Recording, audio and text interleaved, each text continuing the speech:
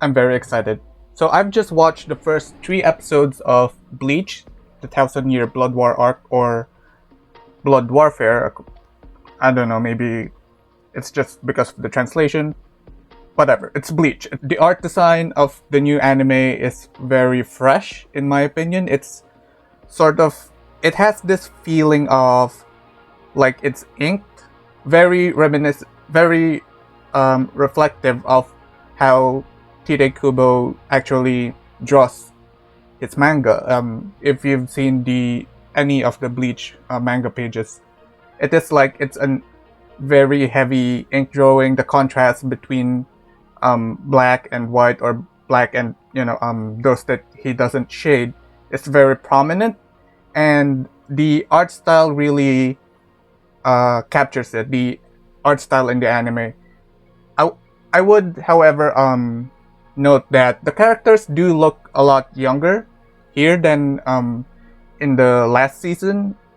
Ichigo looks younger, a lot more handsome, in my opinion, and as well as Yamamoto, in my opinion, because, or maybe it was just because of the way that we saw him, where he was really angry, and so his eyes were a lot bigger. Usually, I'm just really used to Yamamoto, sort of having snake eyes, really small, really like a precise, piercing looks. Anyway, so yeah, the episode 1 starts with two Shinigamis going to the human world to patrol and gets attacked by hollows. Of course, they're unprepared. I'm not sure why they sent two newbies to patrol Kurakara Town. Kurakara Town is the Gotham of, like, the anime world. It always gets attacked. Like, there's always something big happening there, and it eats noobs alive, basically. So yeah, they get attacked by hollows. I love that they kept the blood. This is what was missing with Dragon Ball Super. I know the manga has blood, but Dragon Ball Super's anime doesn't. They wanted to be more, I don't know, kid friendly, maybe to make it easier to sell. But I'm glad that Bleach is actually sticking to the blood, because Bleach has always had that more serious tone to it, that complements the art style, the sound design, the godly sound design, and yeah, I just really miss talking about anime. Anyway, so the two Shinigamis gets attacked by hollows. Ichigo and the gang arrives. We get to see Uryu, Sado or Chad if you're watching the English dub, Inoue, and of course our favorite, or maybe your favorite, Ichigo Kurosaki. My favorite was Okiura. Anyway, I'm glad to see that the gang is still back together and everyone's fighting. Chad, of course, his attacks always look very cool to me, with the skull imprint of a sort of an air pulse from his punch. That's always been so cool. Uryu, I'm not sure if this was in the previous season, but we get to see him like skating around using reishi. It was very cool in my opinion, and always good to see him. Inoue is the one I looked at the most. I'm sorry, but Inoue looks more like a waifu right now. Like, she's even more beautiful than what from what I remember in the previous season. So yeah,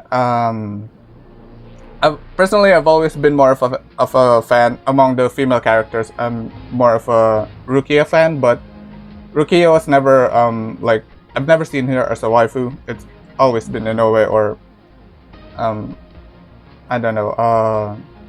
It's always been Inoue. Anyway, so they defeat the hollows, with Ichigo doing the final attack using his Getsuga Tensho in Bankai form. His Getsuga Tensho here is different from what we've seen in the trailer. In the trailer, it was black and sort of purple. It was very heavy on CGI. And here we see his Getsuga Tensho in Bankai form being black with white inside, which I think actually looks a lot better. I'm not sure if anyone preferred the one in the trailer, but to me, the one we got in the anime is actually a lot better. I like Kagetsuga Tensho being black and white. It really looks more deadly that way. The black and purple from the trailer looks more beautiful, so kind of looks less dangerous in some case. Anyway, so they go back to Ichigo's place. Inoue heals the two Shinigamis that were beaten up by the Hollows, or kind of crushed by the Hollows. Then Ichigo really needs to close his window. A mysterious guy appears standing on his bed, and he kicks him out. That was really funny, and they fight. Then he noticed that the guy has a hollow mask on the left side of his face. The dude reveals himself to be Eburn, and he actually gets really, really annoyed that he was called an Arankar by Ichigo. But he's not. He's a Nephin Quincy named Eburn. So Eburn taunts Ichigo to use his Bankai. He keeps saying that Ichigo can't beat him without using his Bankai, which I think during the fight Ichigo did feel that way, that he needs the power boost from his Bankai to defeat this guy, and so he goes Bankai, but then Eburn actually activates a medallion that then tries to steal Ichigo's Bankai, and you can see that I believe it was his left arm, because Ichigo's Bankai is not only tied, the transformation is not only tied to the sword, it's tied to his outfit, his Soul Reaper outfit. So I would always assume that it's also made of reishi. So it was being stolen, but Ichigo managed to stop it for some reason, and Eburn was actually confused, like how is he able to stop it? By the way, we're not discussing any spoilers here that hasn't been shown in the anime yet, even though if you've seen it from the manga. Let's not spoil it for those who haven't seen the manga, because it's a good ride. It's better that way. Anyway, Eburn escapes by some sort of black fog, and that's pretty much the end of the fight. Then we see over at the Soul Society, Yamamoto actually gets attacked by unknown enemies, and one of his subordinates, Sasakibe, his lieutenant, died, and he mentioned that I don't think he finished his sentence, that he was trying to say that his Bankai was stolen, or the Quincy's can steal Bankais. Next is that Ichigo and the team learns that the Soul Society was attacked by unknown enemies, and this is what separates Bleach, in my opinion, from other shonen anime. In other shonen anime, if something like that happens, one of the areas that they were protecting or are protecting, it's gotten attacked. They would run towards the danger, fight it out, get rid of the enemy as fast as they could. In Bleach, no one was actually enraged. It was more of melancholy. They were sad, they were depressed, that apart from the Hollows that I believe they can continuously fight now in Kurakara Town, there are still dangers outside of Kurakara Town. There are still dangers from coming to the Soul Society, and it's really melancholic in the feeling that they were really sad. No one was angered, no one was sort of hyped up to fight. It was more of, it felt like it's something that they want to escape, that they don't really want to fight in another war or fight in another continuous battle, because they're human. I think that's really special in Bleach, especially with it being a shonen anime that, yeah, no one's raring to fight, at least the main characters. Anyway, Ichigo decides to patrol, and we meet with Nell again. She dropped from the Hueco Mundo, and she tells Ichigo that Hueco Mundo was attacked. Apparently, Tier Haribel has been captured by some big bad guy who appeared in the first episode to be the leader of the Quincy's that were attacking. Yeah, I know that his name. If you see in the manga, we already kinda know his name, but again, that's for now. We'll just call him His Highness, as to avoid spoilers. Anyway, yeah. So Ichigo and Inoue, Chad, and of course Nell and her companions go to Hueco Mundo to investigate. They were brought there by Urahara, of course, and Ichigo finds Kyoga OP. OP was actually trying to find the stronger bunch of Arancars that they can use for their fight. He then gets attacked by Haribel's underlings, and then they basically lose. Ichigo then manages to confirm that OP is in fact a Quincy and actually overpowers him and mocks his arrows. Anyway, OP reveals his Volstandig, sort of in the most casual term, sort of what the Quincy's or the Vandenreich, this specific portion of Quincy's are called Vandenreich.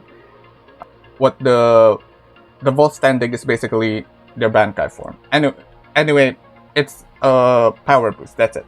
And then OP starts absorbing Reishi, and not just the Reishi that makes up Hueco Mundo, but also the Reishi that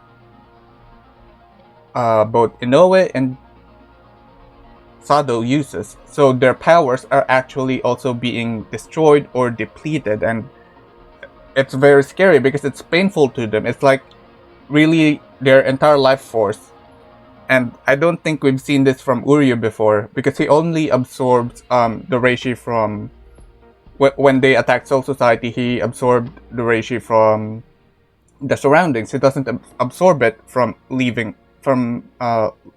beings.